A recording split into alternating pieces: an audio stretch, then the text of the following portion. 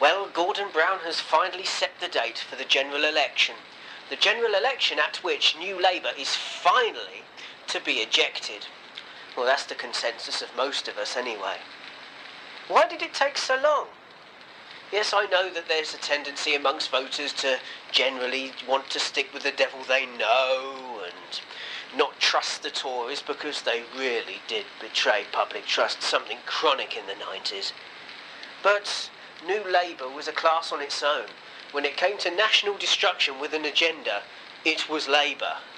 And all the political correctness and all the other bullshit which I've outlined online is testament to all of that. New Labour has also had another disadvantage of being the first government to truly suffer at the hands of a fully fledged internet age.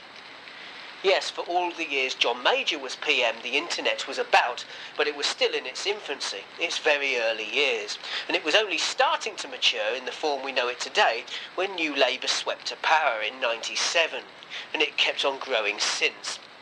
Which means that every little piece of trendy left bullshit, every dodgy deal, and just every backstabbing action against the ordinary person has been logged and recorded. To such an extent that you don't have to dig very deep for it on Google. Most of what you're looking for is all on the topsoil. So if you want to put together a cohesive little case against New Labour on virtually any subject, then it's easy to do. No wonder the likes of government ministers, I think it was Margaret Hodge, wanted the internet to be heavily edited, and she wasn't the only one. In his time, Gordon Brown attended quite a few seminars between world leaders on how the internet could be, in their view, tamed. There have even been moves on the part of the EU to level extremely harsh taxes on people who want to keep blogs going, meaning that most people, other than newspapers and governments, wouldn't be able to afford to keep one up and running. So therefore, lots more government shit could be kept hushed up, as in the old days. But the genie has been let out of the bottle, and alternative media now has a very strong hold. Some bloggers have even become minor celebrities. Of course, counter blogs and other things have been set up by politically correct left-wing people to try and even the balance. But the damage has already been done, particularly when left-wing people can come out with their own terminology, which can only go to hurt and upset ordinary decent people all the more. For example, consistently calling British workers lazy.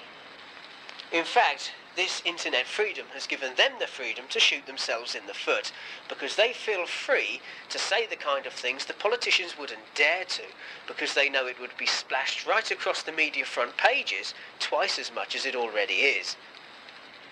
So when I go to the polls, I won't forget a whopping great pile of left-wing shit.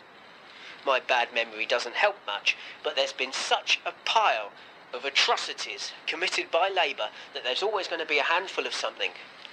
Be it the fates of the metric martyrs or Tony Martin, the drivers' protests at Sky High Petrol, the political correctness and all the other piddly crap which can only, in a just society, guarantee New Labour's annihilation at the polls, to be thrown into the political wilderness for at least twice as long as they were when they were still old Labour.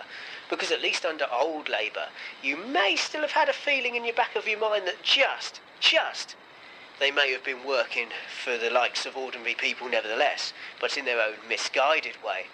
Now they prove themselves to be so dead set against us and working in spite of us that, well, they should never ever be forgiven. And when New Labour are tearing themselves apart as to what to do after they've been defeated heavily at the election, you can only look at them and think to yourself, well, that's the very least you deserve, you red bastards.